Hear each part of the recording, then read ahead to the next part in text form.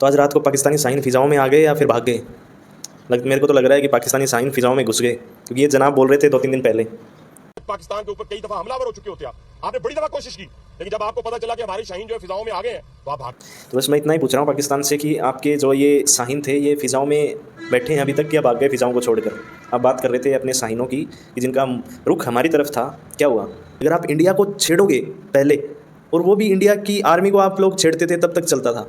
अब आप इंडिया में अंदर आकर जनता को धर्म पूछकर लेडीज़ के सामने, महिलाओं के सामने सर में गोली मार रहे हो, आप इतनी नीचता फैला रहे हो, और आप सोच रहे हो कि आपकी जो ये साइन है इनके रुख का इंतज़ार करेंगे हम। ये लोग सोच रहे थे कि अभी तो मॉक ड्रिल चल रहा है वहाँ पे, आज 7 को मॉक ड्रिल होगा, फिर देखेंगे क्या करेंगे क्या नहीं करेंगे। वो ये वाली मॉक ड्रिल की बात हो रही थी।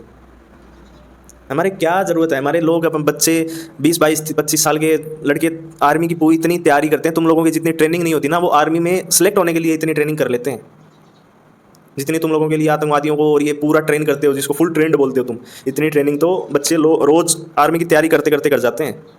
फ़िज़ाएँ, साइन, ये सब मिला दिए जाएंगे एक साथ। Hello, welcome back to our channel. और कैसे हो आप सब लोग? तो जब से ये पहलगाम अटैक हुआ था, पहलगाम में अटैक हुआ था 22 अप्रैल को, उसके बाद से बस मन में एक ही सवाल आ रहा था कि आखिर कब वो दिन आएगा तब बदला लिया जाएगा।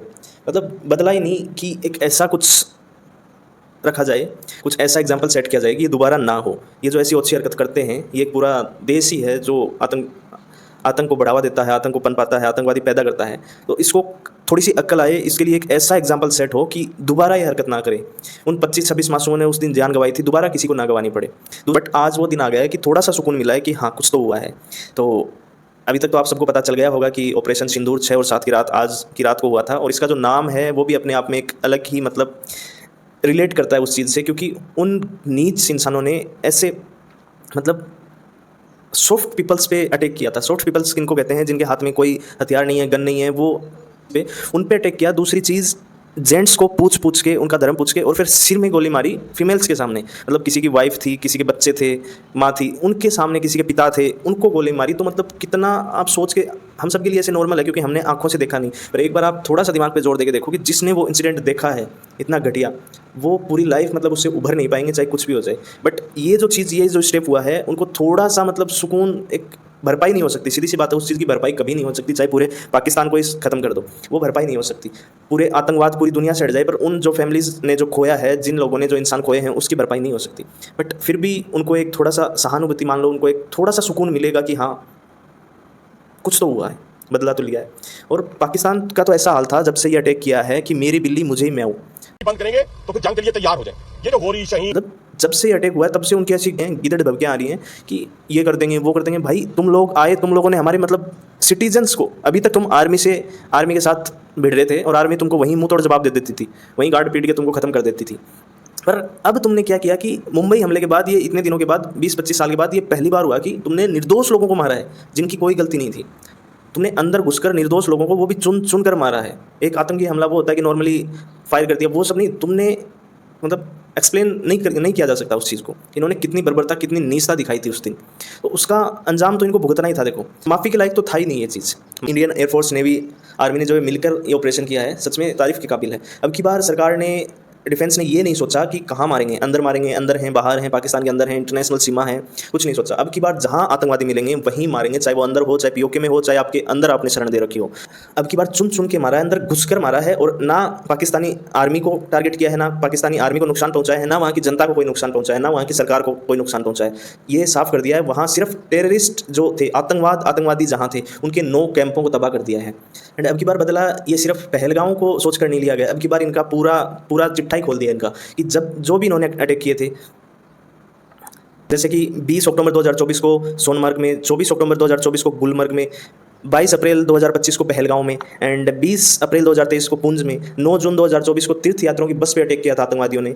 इन सब, साथ में जो उरी हुआ था, मुंबई में अटैक हुआ था 2008 में, साथ में जो पीछे पुलवामा में अटैक हुआ था, जितने भी अटैक हुए थे, उनके जो टेररिस्ट जहाँ से ट्रेनिंग लेकर जिस लॉन्च पैड से भारत में लॉन्च किया गया था, उन सबको निस्तानाबूद कर दिया, उन सबको मिट्टी में मिला दिया। 9 अड्डों पर भारत की एयरफोर्स, आर्मी, नेवी ने मिलकर एक ऑपरेशन चलाया जिसका नाम दिया गया ऑपरेशन सिंदूर, और 9 अड्डों को तबाह किया गया है, जिसमें ट्रेनिंग कैंप्स भी थे, लॉन्चिंग पैड्स भी थे, और जहाँ पे इनको रिक्रूटमेंट की जाती है आतंकवादियों की, वो कैंप्स भी थे। तुम्हारी हालत देखो एक बार, क्या हालत है तुम्हारे देश की, मतलब क्या हालत तुमने तुम्हारी जनता की बना दी है। और तुम लोग बात कर रहे हो परमाणु हमले की धमकी की, कि हमारे पास 150, 200, पौनी 200 इतने परमाणु बम हैं, वो हमने तुम्हारी तरफ मुँह करके रख रखे हैं। अरे भाई, पहले अपना हाल देख लो, हाल तुमने क्या हाल कर दिया अपनी जनता का। पैसे तुम्हारी आर्मी खा जाती है, इनके आर्मी के अफसर इतने करोड़ों रुपए खाते हैं कि जिसकी कोई हद नहीं।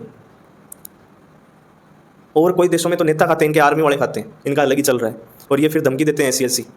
इनका जो एक्स जनरल है, आर्मी का एक्स जनरल है, 13 अरब पाकिस्तानी रुपए होने का दावा किया जाता है, और ये नंबर उससे भी ज़्यादा है उसके पास, कि 13 अरब पाकिस्तानी रुपए। और जो फिलहाल अभी जो इनका नया वाला अभी जो इनका आर्मी का जनरल है, उसकी भी यही चाल थी कि भारत को छेड़ते हैं, फिर भारत वापस एक्शन लेगा, और एक्शन लेगा तो सारी जो पावर है वो आर्मी के जनरल के हाथ में आ जाएगी। अभी वो रिटायर होने वाले थे रूल्स के हिसाब से अक्टूबर नवंबर में, पर पता नहीं जो भी अभी इसी साल में, तो अब पावर सारी आर्मी जनरल के हाथ में आ जाएगी, रिटायरमेंट कैंसिल कर देंगे और फिर जमकर देश को लूटेंगे, जनता को लूटेंगे। ये तो इनकी आर्मी है भाई, आर्मी, टेररिस्ट, सब कुछ मिला हुआ है इनके, मतलब सब बराबर ही है, कोई मतलब अलग चीज़ नहीं है।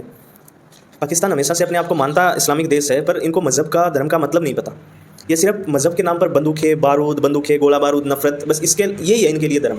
मज़हब इनके लिए बस यही है, भारत से बस दुश्मनी मोल लेके रखो, भारत से नफरत पैदा करते रहो, उनको गोला बारूद, आतंकवादी पैदा करते रहो, ये इनके लिए धर्म है, मज़हब है इनका।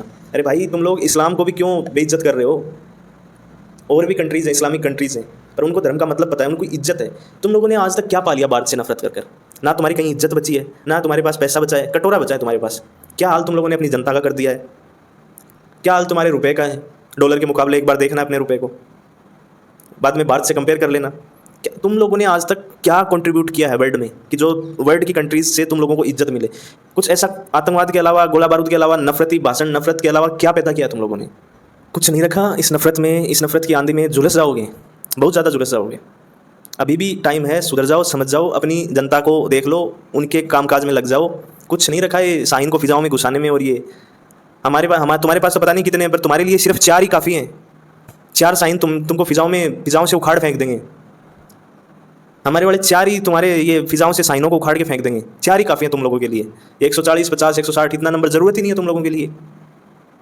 3-4 में तो साफ है सिस्टम ही तुम्हारा। तो सुधर जाओ। इस बार तुम लोगों ने अटैक देश की जनता पर किया था, जिसके लिए आर्मी अपनी जान देने के लिए तैयार रहती है हमेशा, क्योंकि वो उनके घर वाले हैं, वो उनका देश था, वो उनकी मिट्टी थी। उस पर आकर तुम लोगों ने ये इतनी नीच हरकत की थी, और तुम लोग समझ रहे थे कि तुम लोगों को बख्श दिया जाएगा। पॉसिबल ही नहीं था। बस सही वक्त का इंतज़ार कर रही थी। इंडियन आर्मी है भाई, वो कितनी बार धूल चटा चुकी है तुम लोगों को। तुम लोगों को पकड़ पकड़ के लातों गुस्सों से फोड़ा था। तुम्हारा बाप है इंडियन आर्मी। सुधर जाओ, कोई फ़ायदा नहीं है। अमन शांति लेकर आओ, अपनी जनता पे ध्यान दो, अपने पर ध्यान दो, वो कटोरे को साइड में रखो और जनता पे ध्यान दो। उनका भी भला हो बेचारों का, उन्होंने क्या बिगाड़ा है तुम लोगों का। अब जो होगा वो देखा जाएगा, कोई दिक्कत नहीं है। तुम लोग बौखलाओगे, पता है इस चीज़ का, पाकिस्तान बौखलाएगा। पहले ही बौखलाया हुआ है, वो डरा हुआ है, अब पक्का बौखलाएगा। अब उनकी मीडिया कुछ और ही क्लेम कर रही है, उनके नेता कुछ और ही क्लेम कर रहे हैं कि मीडिया बोल रही है कि भारत के 5-6 फाइटर जेट उड़ा दिए। उनके नेता बोल रहे हैं कि नहीं, उन्होंने हमारी सीमा में नहीं आए, वो अपनी सीमा से गोला बारूद हमारे सिविलियंस को मार दिया। तो पहले तो तुम लोग डिसाइड कर लो कि तुम लोगों को बोलना क्या है। क्यों अपनी इज्जत उछाल रहे हो भाई मार्केट में? तुम्हारा मीडिया कुछ और ही बोल रहा है, जब तुम्हारे अंदर कोई गुस्सा ही नहीं तो कहाँ से मार दिया। और भारत की आदत नहीं है कभी सिविलियंस को टारगेट करने की, मासूमों को मारने की, ठीक है। और भारत को आदत नहीं है किसी के जाके उंगली करने की, पर अगर कोई उंगली करेगा तो उसकी उंगली नहीं, उसका हाथ उखाड़ दिया जाएगा। क्या बोल रहे थे, 2-3 दिन से भाषण आ रहे थे कि भारत तो सिर्फ फिल्मों में दिखाता है हमारे को नीचा, हमसे लड़ाई फिल्मों में जीतता है। पहले कितनी बार तो तुमको धूल छुटा दी, अब देख लो। अब शाहीनों को फिजाओं में घुसा दिया, क्या कर दिया वो तुम लोग देख लो अपना। अभी भी समय है, सुधर जाओ।